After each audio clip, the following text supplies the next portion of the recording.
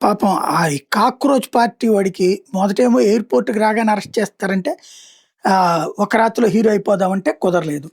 తర్వాతన అతనే చెప్పుకొచ్చాడు. అదే నా ఆయుధము అని చెప్పేసి. తీరా చూస్తే అక్కడ వాళ్ళకి ఏమీ కుదరలేదు.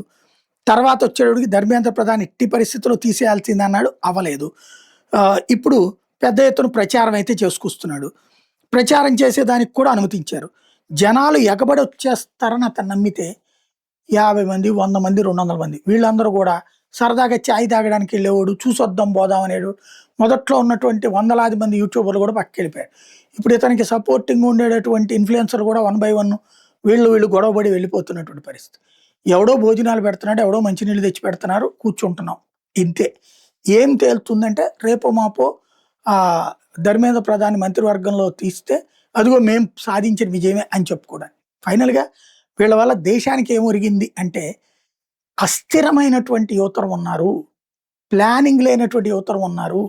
ప్రణాళికలు కాకుండా ఉద్యమాల ద్వారా మళ్ళీ పాత రోజులు తేవాలనేటటువంటి కోరికతో ఉన్నటువంటోళ్ళు ఒక వర్గాన్ని భారతదేశంలో కాంగ్రెస్, కమ్యూనిస్టులు మళ్ళీ తయారు చేయబోతున్నారన్న నిజాన్ని ప్రపంచానికి తెలియజేశారు ఈ కాక్రోచ్ పార్టీ వాళ్ళు.